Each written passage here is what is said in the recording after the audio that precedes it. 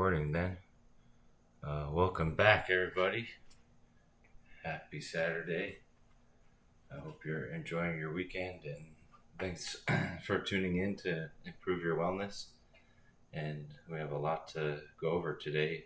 The episode 19 of Self Massage and Stretch is live, and today we're gonna go over a few ways of how to recover from a marathon. So we have a lot to talk about today. And let's begin. Today I worked at the Long Beach Marathon, and it was really fun. I had a blast working there, so I'm really looking forward to going over this because 4 years ago I worked there at the marathon during massage school, and man, what an honor it is to just be able to do it again as my own business. And I was feeling really proud of myself all day, so it's been a great day. And so let's start with what I want to go over. So a lot of marathon runners tend to overtrain and neglect recovery during pre-event training and during post-event recovery. I hear it too often, just that someone has been training for a marathon and hasn't been stretching or getting massages or chiropractic care or acupuncture just to keep the body in optimal function. So even today, a lot of the people who came to me for a massage, they told me they were in pain and they haven't been stretching, and they were about to either do the half or full marathon the next day, tomorrow. So man, there's a lot of you just really need to improve on this aspect of training. But first, let's go over some basic scientifically proven methods of recovery from a marathon. The first couple include massage therapy and cold water immersion. These two methods cause a decrease in biomarkers of inflammation, cardiac and muscle damage, and even more than active recovery methods like going on a light jog or doing a light weightlifting of similar movements to stimulate the blood flow might actually be considered disadvantages when trying to recover in the few days after the marathon. And if you'd like to learn more information about this, I went ahead and posted it on my Instagram and Twitter. But for the sake of time, we'll skip over most of it and get to the techniques we're going to do today. So to get the body to recover properly from a marathon, we must think in terms of not only our muscles, but also our nervous system and our lymphatic system as well, in order to have a wider approach to healing than before.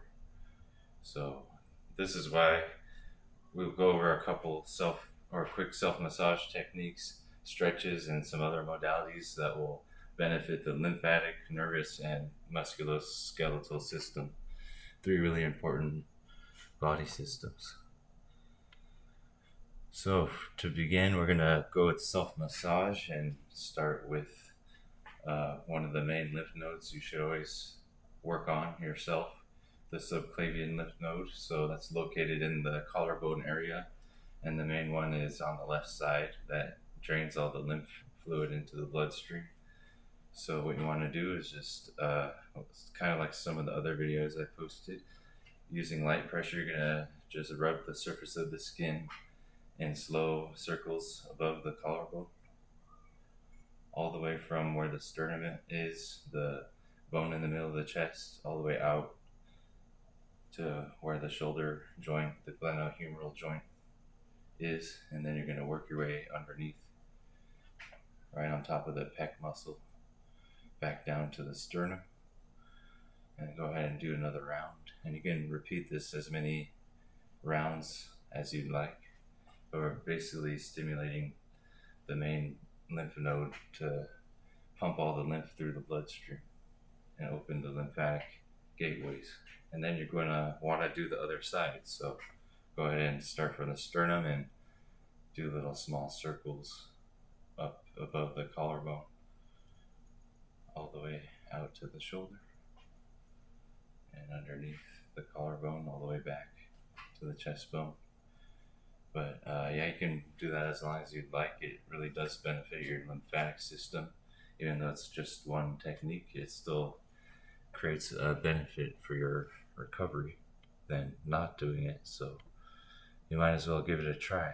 And then if you're still feeling pretty sore, I just want to point out the lower body lymph nodes you could try to focus on, but we'll skip over the massage work for now. So you could also focus on the inguinal lymph nodes, which are where the hip bone is, the two bones that stick out right underneath where that crease is between the leg and the hip and the pelvis. You're going to work that area kind of similarly like the collarbone from the outside towards the groin area, starting with the left side. And then you can also focus on the popliteal underneath or behind the knee lymph node. And then also there's a lymph node in the ankle, right under the inside part of the ankle joint.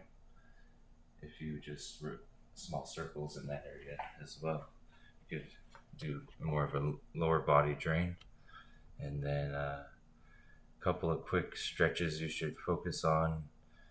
Of course, the muscles you probably work the hardest are in the legs, so like the quads, the hamstrings, hip flexors, glutes, and then some of the smaller muscles in the lower leg like the tibialis and calves. So just to run through a couple stretches, you could do a hamstring stretch. You can even do like a forward fold to be pretty basic, because a lot of you just don't even stretch. So you gotta start from the basics. So hold that stretch for about 30 seconds. You can stretch out your hamstring even more by elevating your leg on the surface, keeping the knee as straight as you can, but if it's bent, that's fine. And trying to reach for your toes. And then you can also stretch out your calf muscle that way. And then you could stretch out your tibialis muscle by kind of doing this quad stretch, but pulling your toes back and holding the toes only. So you'll stretch out more of the tibialis this way. And also get a nice quad stretch in there. And then for the hip flexor, you could just do like a deep lunge stretch where you get into this split squat position and go as low as you can. You can use something for support. So those are just quick tips for stretches to recover from a marathon. And of course, everyone knows pigeon pose to stretch the glutes. And now I want to show you guys a Tai Chi posture that helps improve respiratory health and blood flow to the lungs. It's called single whip. So I'm just going to show you what it looks like first. If I can angle the camera right. I have a very limited setup today. So it looks like this from this angle. You're standing with your arm bent, and then you have kind of a whip-like arm out. So yeah, this is called single whip because in the form, when you perform the movement, you actually step and you're gonna whip out your fist like this to punch someone, which is a good technique in Tai Chi for defending a punch or if someone's trying to grab you. But we're gonna do it for health and wellness benefits today. So go ahead and stand with your left foot in front and your right foot behind, kind of at least 6 inches of length apart. And then you want to have at least 1.5 feet to 2 feet in between your legs width. And then also make sure you feel most of your weight in the front leg. You're not standing all the way back in the back leg. So you're putting all your weight into the front foot. And then you're going to take the right arm and make this gesture with your hand where you grasp around the thumb. Well, I'm going to close the door.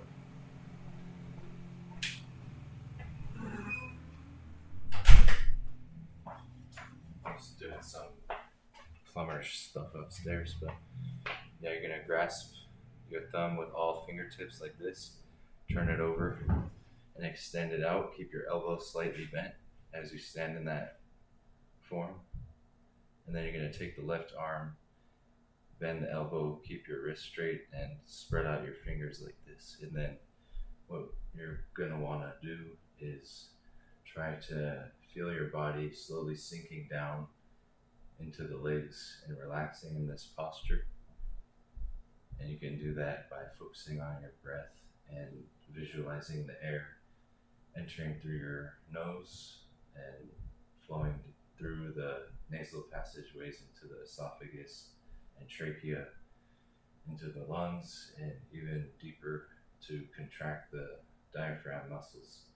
So you're going to want to feel the air coming down into here as you breathe in and out through the nose and mouth.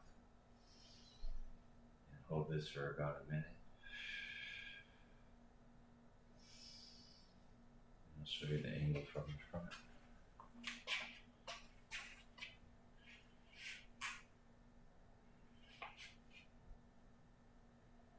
So this helps improve your respiratory health by increasing the blood flow to your lungs. And in Tai Chi, a lot of the movements are associated with different elements. A lot of Chinese philosophy and history is based upon the 5-element theory, so they've incorporated that into the martial art. But yeah, that's about a minute. And then that's a Tai Chi practice you can do to recover from a marathon. And then we'll go over a Qigong real quick called the bear that I've also taught before, but it's really beneficial for lower leg lymphatic drainage. So what you want to do is just stand shoulder width apart and then slowly shift your weight side to side like this. And then after you shift your weight, you're going to rotate both your hips towards the side that you shifted towards. And then you're going to keep facing that direction as you shift to the other side. And then same thing, rotating the hips over this way. So you're kind of going to draw a figure 8 with your hips. And then you're going to let your arms go and flow with the movement. And this light and subtle movement stimulates the lymphatic system to flow better in the lower legs, so that you're less sore and inflamed for your marathon. You can do that as long as you want. And then I also wanted to go over how yoga can be incorporated into recovery from a marathon, using different methods of the 8-limbed path, if anyone knows about that. It's a more spiritual side of yoga than you've probably seen on Instagram. That's more ancient and more authentic than the yogas that's taught here in America, because it's more focused on the fitness aspect rather than how to basically get in touch with your higher self and reach a higher state of consciousness. And so a couple of the limbs you could practice include pratyahara, which is about sensory withdrawal, to practice your attachment or letting go of the attachment to your senses, which helps benefit your nervous system. And also pranayama, which is breath control, which will not only benefit your circulatory system, your blood flow, but your lymphatic system as well. And then also, of course, the asanas, or the poses that you see in the classes most of the time. And then another one is dharana, which is focused meditation on an object. So that's another way to help improve your recovery through meditation. And we're going to kind of segue into the more meditative part of the stream. So we're going to go over some breath work. and I want to focus on a really important nerve. That's one of the 12 cranial nerves called the vagus nerve. So this is a very important nerve that's in charge of important internal organ functions like breathing, respiratory rate, heart rate, and digestion. And this will, if you stimulate it the right way, it'll help improve your recovery as well. So the way to do that is to work on your breathing. So I want you to put both your hands on your stomach, around your belly button pretty much. And then you're going to try to breathe in through your nose and breathe out of your mouth, and focus on expanding your rib cage as you breathe in to contract your diaphragm. And then you're going to also push from that same area as you breathe out to vacuum the air and the stomach in. So really emphasizing the movement of the stomach as we breathe. So when you look at your hands, you should see them kind of rise and fall with each breath.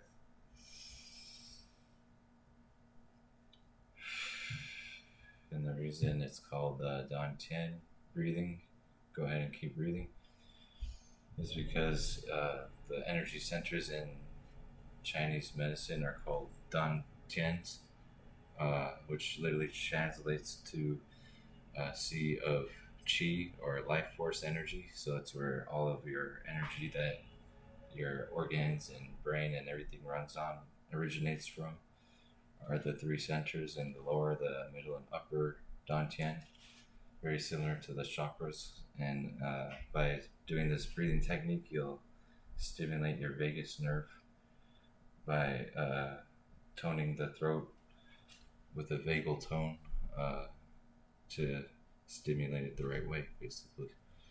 And then now let's do some meditation.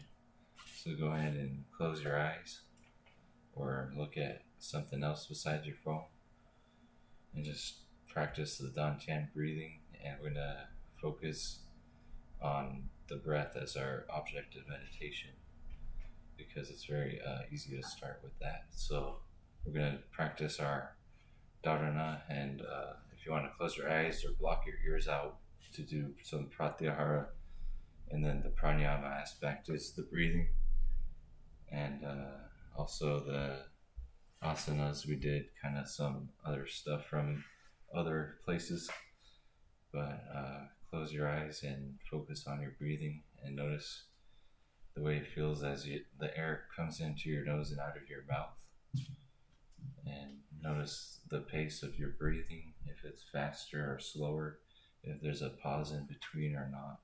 Then try to slow down your breathing rate and create a pause in between the inhale and exhale. And then we'll go ahead and practice this for about 30 seconds so you get the grasp of it, of how it feels.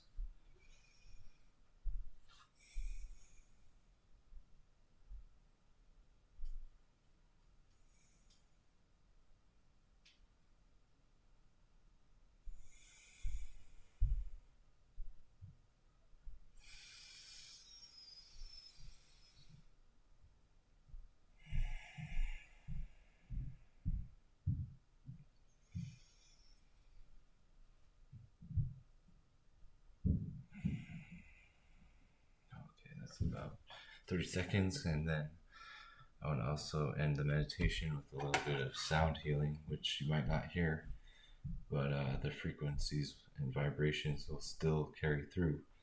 And this is basically a frequency of the heart chakra. It's 136.1 hertz, so it'll help basically clear any imbalances in that type of energy center in the heart chakra. So any emotional stuff that's been bothering you could possibly be released. So go ahead and start it.